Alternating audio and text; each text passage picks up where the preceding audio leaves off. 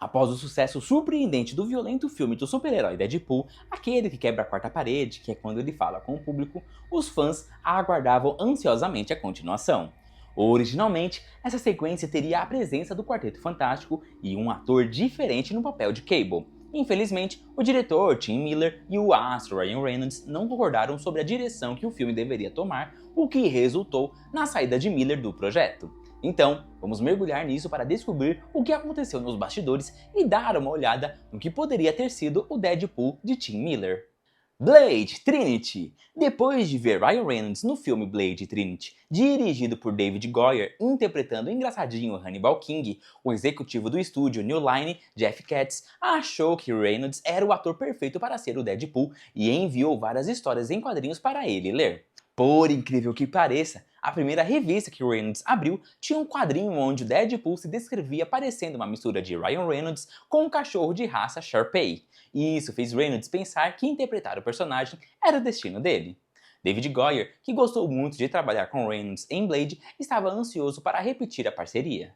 Isso levou os três a tentarem criar um filme de Deadpool na New Line, e infelizmente o projeto desmoronou quando descobriram que havia problemas de direitos autorais com a Fox e a franquia dos X-Men. X-Men Origins Wolverine. Avançando alguns anos, Jeff Katz foi trabalhar na Fox, abrindo uma oportunidade para reviver sua visão do Deadpool com Ryan Reynolds no cinema. Isso aconteceu durante a produção de X-Men Origins Wolverine. A Fox decidiu que queria mais mutantes no filme e pediu que o Deadpool fosse incluído, mas só porque gostavam muito do nome do personagem. Infelizmente, isso foi um sinal ruim do que estava por vir. Por exemplo, uma das marcas registradas do Deadpool é soltar piadas rápidas e referências pop durante as lutas. A Fox achou que fazer isso no filme seria cafona. E para resolver esse problema onde o Wade Wilson precisa falar na luta contra o Wolverine, a Fox decidiu costurar a boca dele. Nem precisa dizer que tanto Katz quanto Reynolds acharam essa introdução do Deadpool uma péssima ideia. Mas quando tentaram reclamar, a Fox deu um ultimato ao Reynolds dizendo exatamente assim, abre aspas, se você quer interpretar o Deadpool, então essa é a sua chance de apresentá-lo. Se não quiser fazer desse jeito, colocamos outra pessoa. Fecha aspas. Sentindo que não tinha escolha, Reynolds aceitou, o que acabou sendo uma decisão certa, pois a Fox começou a desenvolver o filme derivado do Deadpool depois que saiu o Wolverine. Felizmente, esse novo filme ignoraria os eventos do Wolverine e seria uma adaptação mais fiel aos quadrinhos. Tim Miller. Rich Reese e Paul Wernick foram contratados para escrever o roteiro, enquanto Reynolds e a Fox procuravam um diretor. Eles acabaram escolhendo Tim Miller, um especialista em efeitos visuais e fundador do Blur Studios, conhecido por trailer cinematográfico de videogames, como o DC Universe Online, onde Lex Luthor e vilões matam os heróis. Deadpool marcou a estreia de Miller como diretor de cinema, o que agradou a Fox, já que diretores de primeira viagem geralmente são mais fáceis de controlar. No entanto, devido ao sucesso de Miller com seu próprio estúdio, ele não tinha medo de expressar sua opinião e lutar pelo que queria. Vazamento de filmagens! Quase nada disso importou depois que o filme Lanterna Verde do Reynolds foi lançado. A Fox ficou com medo, meio pé frio, de produzir um filme de super-herói para maiores de 18 anos, estrelado por um cara que tinha acabado de fracassar, numa fase em que a carreira de Reynolds estava esfriando. Miller sempre acreditou no projeto, continuou insistindo e pediu à Fox para financiar uma filmagem de teste de Deadpool. Ele queria mostrar como o filme ficaria para convencer o estúdio e seguir em frente. Infelizmente, a filmagem não convenceu os executivos da Fox, o que parecia ter matado o projeto de vez. E isso até o vídeo vazar na internet, virando uma sensação viral e finalmente convencendo a Fox de que havia um público enorme querendo ver o filme. Porém, ficou a dúvida: quem vazou a filmagem? Reynolds desconversa sobre o assunto, dizendo que eram 4 pessoas, ele, Miller e os 2 roteiristas, e que todos disseram, após a recusa da Fox, que alguém deveria vazar aquilo. Reynolds brincou dizendo que tinha 70% de certeza que não foi ele, embora Miller tenha declarado publicamente que também não vazou. As fontes dizem que Miller estava extremamente determinado a fazer o filme, e como já tinha uma empresa de efeitos visuais de sucesso, ele era quem tinha menos a perder. Como nota de rodapé, o co-criador do Deadpool, Rob Liefeld, diz que sabe quem vazou, mas nunca vai contar. Independente de quem foi, o resultado levou à produção de Deadpool, que se tornou um grande sucesso de bilheteria, abrindo as portas para uma sequência. Cable! Ao escrever o primeiro filme, os roteiristas sofreram pressão para colocar o personagem Cable no roteiro, mas resistiram. Eles sentiam que precisavam estabelecer o Deadpool primeiro antes de introduzir o soldado cibernético viajante do tempo. No entanto, na cena pós-créditos inspirada em Curtindo a Vida Adoidado, Deadpool provocou dizendo que Cable estaria no segundo filme antes de admitir brincando que não tinha ideia de quem escalariam. Dizem que a questão de quem escalar foi um grande obstáculo entre Reynolds e Miller, pois cada um queria um ator diferente. Segundo Miller, ele queria um Cable fiel aos quadrinhos, que tem quase 2 metros de altura. Dolph Lundgren, que é alto e foi mencionado na piada dos créditos, fez campanha pelo papel. Falando em arte conceitual, graças aos desenhos de Alexander Lozano, podemos ter um vislumbre de como seria o Cable do Tim Miller. Maior, mais parrudo e armado com uma arma muito mais futurista. Na época, foi noticiado que Kyle Chandler era a escolha preferida de Miller. Miller nega esse rumor, dizendo que Chandler nunca seria o Cable, e o próprio ator disse que nunca foi procurado. O que é verdade é que Reynolds e Miller tinham visões diferentes. No fim, o estúdio ficou do lado do Reynolds. Outros atores considerados foram Michael Shannon e David Harbour, que chegou até fazer um teste. Até Brad Pitt queria o papel, mas teve conflitos de agenda. Dizem que Reynolds forçou a escolha de Josh Brolin, que além de ser mais baixo que o Reynolds, já estava escalado como o vilão Thanos da Marvel.